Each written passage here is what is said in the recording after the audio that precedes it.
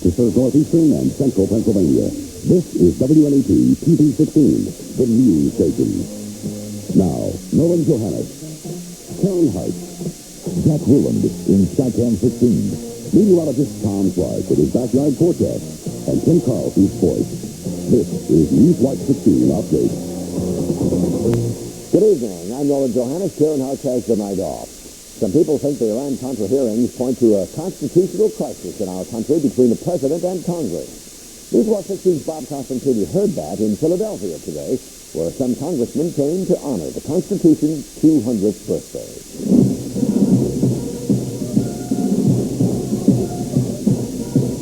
Old World Philadelphia met today's Congress at Independence Hall.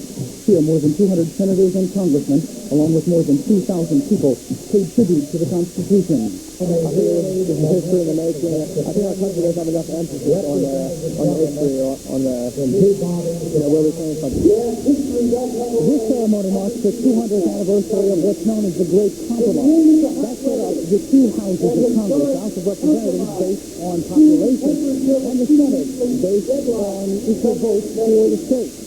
That meant that larger states such as Pennsylvania would not have more say than smaller states, say, like Delaware. Throughout the crowd here, reminders of what some say is the latest constitutional crisis, the secret efforts to aid the Nicaraguan Contras by people under the president.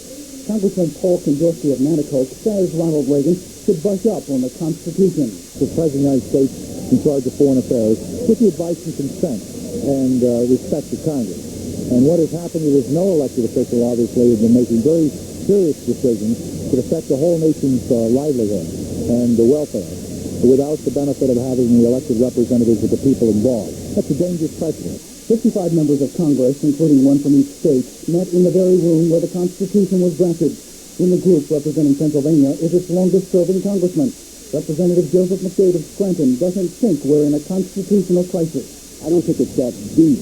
I think it's an important and significant issue for us to deal with, and one that we will have to, at some point, decide legislatively what, if anything, the Congress wishes to do to try to prevent such occurrences in the future.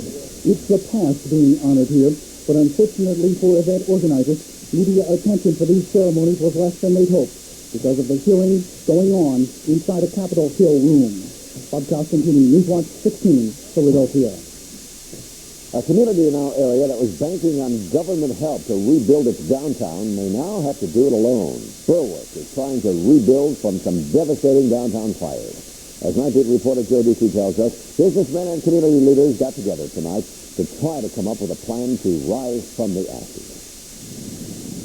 Some merchants say there aren't as many shoppers coming to downtown Berwick these days. 2 fires this year have destroyed a big chunk of the business district here. Fewer businesses, fewer people. There's not as much business here. So they're going somewhere else. This has borough officials worried. Here, councilman told owners of the burned-out properties that hopes of government money to develop the land may not come about. We're going to be competing with all other communities our size, larger and smaller, across Pennsylvania for these same limited dollars. The councilman wanted no plans for each of the burned-out properties, so they asked the owners one by one. We'd like to sell the piece of property to the development. Borough officials say there are developers interested in available property. There's also a chance that the borough could pump in some money to get the development going. It's not all bad news downtown. This is a new pizza place that should be open in August. But the recent fires in unoccupied properties have been on the mind of its owner. Even with the holes in the field, are we worried about that too? Well, we're hoping no food businesses go in there, but we're a delivery service, so I'm not too worried about it. So now council members have to wait, hoping that business owners can develop this property on their own. Now, if there aren't plans to develop this in the next couple of months, then they'll have to look at other methods and possibly see if there's something they can do to help out. Joe Ducey, Newswatch 16 in Berwick. Coming up, getting closer to a cure for diabetes. Plus, a little later, the great American racer comes home. All as Newswatch 15 Update continues.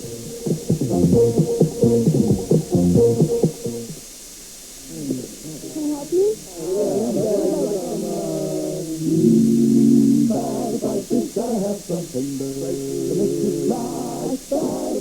Gotta get Such a sweet golden wonderful life. Battle fight, everybody's loving. Crunchy bite of that. Battle fight, He's got 3 years to go. From John Silver, from good to move. General Computer Center, the computer experts, welcomes you to their grand opening celebration. General Computer, the largest full-service dealer in eastern and central Pennsylvania, now has 2 new locations in Camp Hill and State College. To celebrate, General Computer offers you the lowest prices of the year on major models like Apple, Compaq, IBM, Epson, and others. And General Computer provides full service and support. General Computer's grand opening celebration now at all General Computer locations. As researchers get closer to a cure for diabetes, the Bradford County scientist just may be the person to do it. Health Watch 16's Dr. Steve Greenberg shows us what is happening in Sayre at the Guthrie Clinic. Dr. Dion Kwan has been looking for a vaccine for juvenile diabetes for more than 4 years. Juvenile diabetes causes many physical problems. Excess sugar in the blood can lead to blindness, heart problems, and even early death. In 1980, a virus was isolated. Researchers now know the virus can cause diabetes in people who have a family tendency to get the disease. The virus is called diabetic EMC. You're looking at a very high-power magnification of a cluster of diabetic EMC viruses. Dr. Kwan at Sayre's Guthrie Institute has been able to find a specific single protein in the virus which triggers diabetes. Using this protein, he now produces antibodies. These antibodies are proving effective against the diabetic EMC virus. If my mouse doesn't get the diabetes, then it proves that you've got something there. That's right. And this is Dr. Kwan's living proof. Both of these mice have been infected with the diabetes virus.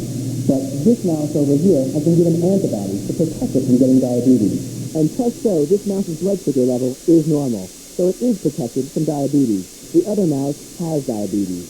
Dr. Kwan says in these mouse studies, antibodies are effective protection about 80% of the time. He's working to refine the antibodies to be more effective so a vaccine can be mass-produced. We like at least to provide a solid basis for the possibility of developing vaccine. Dr. Kwan is hopeful that there'll be a vaccine for juvenile diabetes in the next 10 years. Dr. Steve Greenberg, Health Watch 16, Sayre. Overseas today, it's been a day of violence and destruction. A typhoon named Selma is our first story tonight as we take you around the world in a minute. The typhoon has hit hard in South Korea. At least 68 are dead. Thousands of homes have been destroyed. In this country, forest fires in the Pacific Northwest have burned more than 1,000 acres of land and destroyed dozens of homes. Fires broke out during a riot at a French prison today. Inmates were protesting over crowded conditions. In El Salvador, a U.S. helicopter on its way to pick up a wounded soldier crashed. 6 Americans on board killed. The USS Stark is back in shape after an Iraqi attack. The Stark passed through the Suez Canal today on its way home. The war in the Persian Gulf is one of the things about which Prime Minister Thatcher is expected to talk when she meets tomorrow with President Reagan in Washington. The estranged husband of Joan Collins is planning a big welcome home protest party. When Collins returns from London next week, Peter Holm is upset because he's been evicted from the actress's Beverly Hills home. And the plane that flew around the world nonstop and 1 tank of gas will make a stop at the air show in California, and before then, or right after that, it's shipped to the National Air and Space Museum in Washington. That is the world in a minute. Next, meteorologist Tom Clark with a weekend forecast that we've all been waiting to hear. Make your plans now, Nolan. All right. No change from what we were saying at 6, and when we come back, I'll let you know when that heat is going to return. And you're watching Newswatch 16 Update on WNEP TV. We're proud to serve East Stroudsburg and all of Monroe County.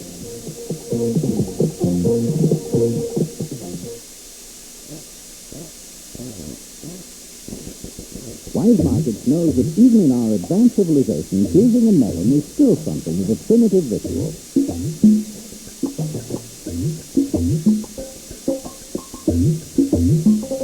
But not anymore, because Wise Markets has new Chiquita melons. Always sweet and always delicious. Just look at the Chiquita label. It's how you know you've got a good one. And a good store. Wise Market. A group of Poland salt miners today had a look at a coal mine in our area.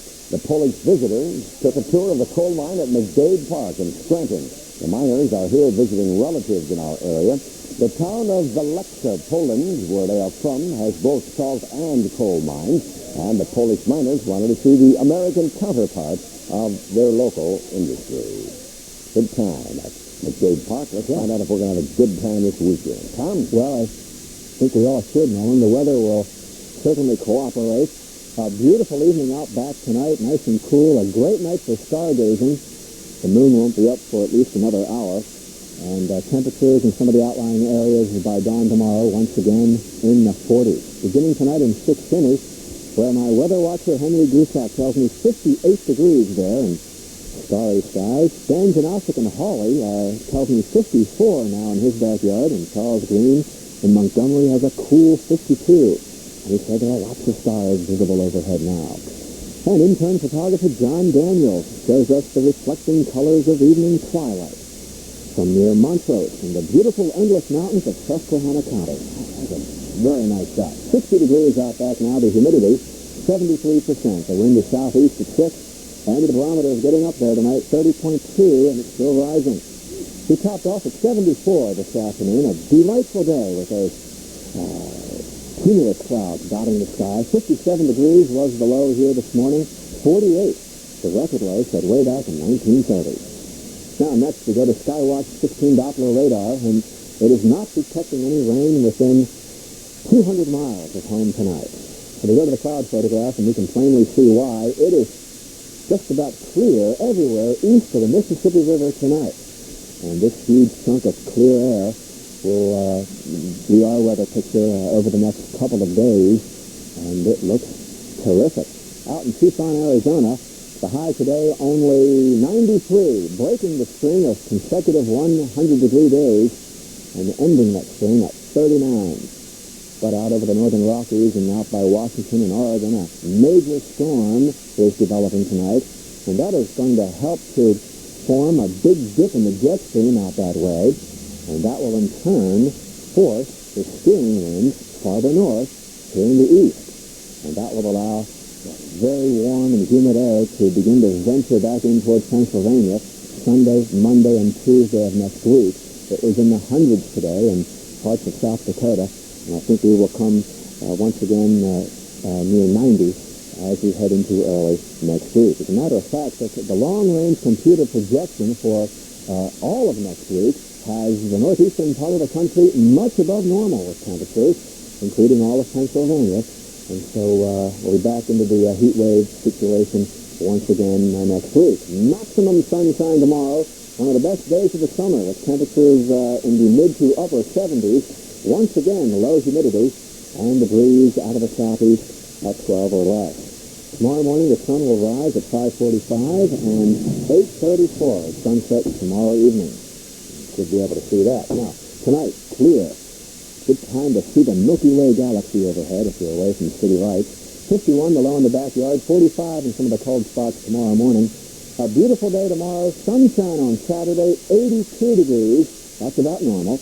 And then on Sunday, a very nice day, 86, and Nolan coming again near 90, Monday and Tuesday of next week. So, all right, enjoy tomorrow. Fine, thank you. It sounds like it's a night of stargazers, right? Yes. Okay, be right out. Coming up, Tim Carlson on the Sports Watch.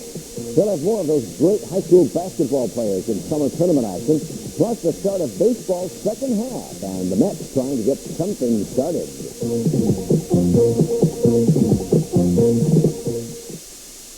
Since you don't buy a washing machine every day. I should have bought a refrigerator. Oh, finally got a refrigerator. I should have won it last tonight. I should have bought a refrigerator. I finally got a refrigerator. You still have to buy a washing machine that'll outwork or outmatch the Frigidaire. There's only one Frigidaire. Ask for it by name. I'll take the refrigerator. Now. Frigidaire. Here today, here tomorrow.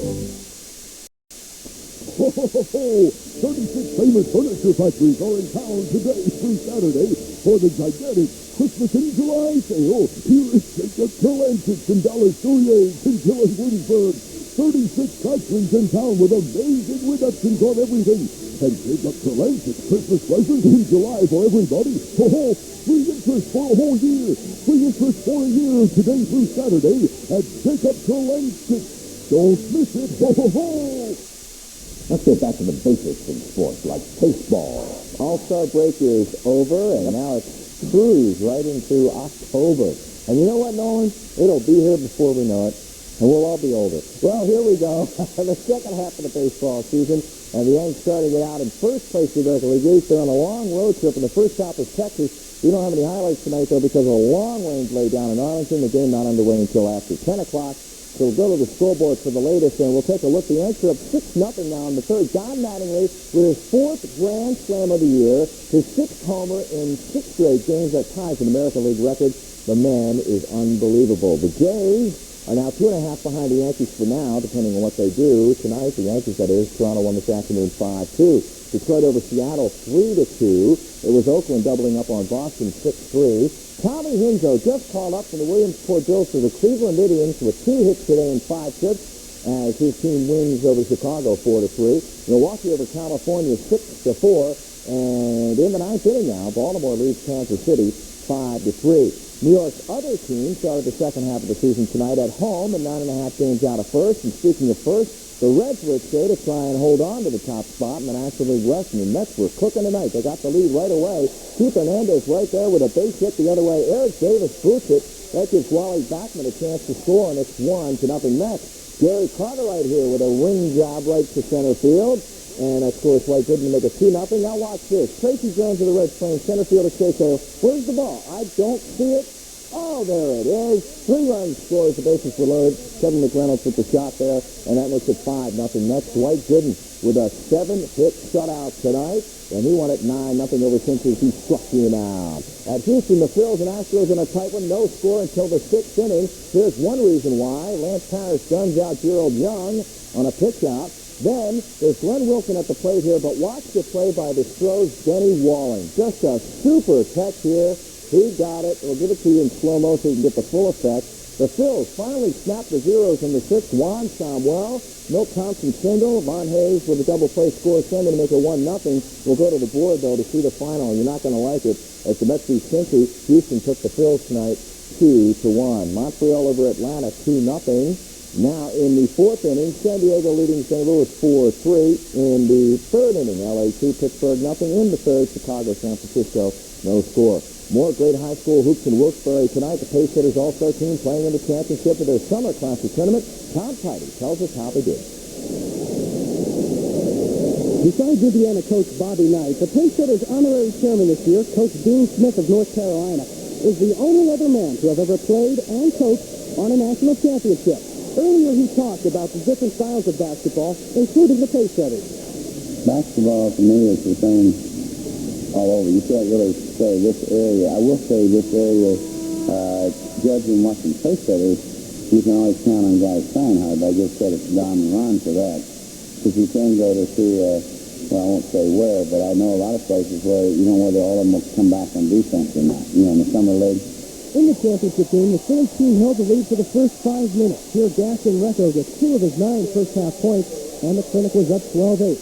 The Pace Setters later took a 1-point lead when Paul Gafovich fishes off to Hazelton's Bob Straczynski for the dunk. The boys from Philly later went on a roll midway through the first half, leading by as many as 7. But 4 consecutive hits by the Pace Setters, including 2 3-pointers by Gafovich, gave the home team a 40-37 lead. The teams remained close to the rest of the half, as the Greater Philadelphia club led 45-44 at halftime. The Philadelphia team then held on in the second half to win by 4, 97-93. Tom Tidy, Sports Watch 16 in Wilkes-Barre. And a jolly good time over there for the next few days. Over there meeting at the British Open Golf Tournament in Muirfield, Scotland. The defending champ struggled while a guy who's new on the European Tour took the lead. Roger Davis, the leader after the first round of play, who really did the job on the Muirfield links, coming up with 8 birdies, just 1 bogey. He shot a scorching 7 under par 64. He leads Luis Regino Bob playing 10 green by 3 shots. Defending champ Greg Norman right there didn't fare as well, shooting a 71. As the Great White make that 7 shots off the pace after 1 round, round 2 tomorrow. All right, Pocono Downs tonight, the second feature, won by Steeler Scarlet, the Superfecta, 2-5-8 in all, $95.40. Fishing game forecast for tomorrow, and I'll tell you the Bills won tonight over Glens Falls, 12-10, and Tony Hill was released by the Cowboys. Oh, he struck you now. Yeah, he struck you now. Okay, thanks, Tim. Still ahead, bringing back the spirit back home. But first, tonight's lottery numbers. The daily number is 114, and the big 4 number is 6809. We'll be right back.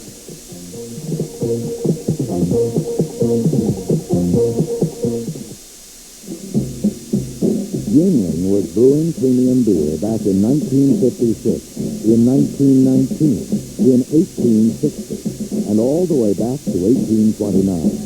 5 generations of the Yuengling family have been helping America quench her thirst for over a century and a half. What a tradition. What a great beer. Yuengling, America's oldest, is still America's best. And that's a promise from Dick Yuengling himself. Have you ever seen produce that looks so good you can almost taste the freshness? In the produce department at Acme, you'll find variety and freshness to please your senses at prices that make sense. And right now, there's a terrific summer fruit sale with all your favorites, like California cantaloupe 79 cents each. In the meat department, Lancaster lean ground roast $1.69 a pound. And a special buy one, get one free offer on Fab liquid laundry detergent. Acme, check us out. Finally tonight, a welcome home for the Spirit of Wilkes-Barre. Driver-owner Derland Edwards and his Great American Race crew came back home after their 11-day race from California to Florida. They were welcomed back to Public Square in downtown Wilkes-Barre today. With 2 years of the great race under his belt against other pre-1938 vintage cars, Edwards is already looking forward to next year and perhaps a stop on the race course in Wilkes-Barre. I would like very much to see the great race come through the northeastern Pennsylvania and maybe end up where go through the northeastern part of the United States. The Edwards 1936 Ford Phaeton covered 3,600 miles and performed well along the way from Disneyland to Disney World. Welcome home. That's Newswatch 15 update for Thursday. Nightline is next for the team, including Karen, who has this night off. Have a nice night.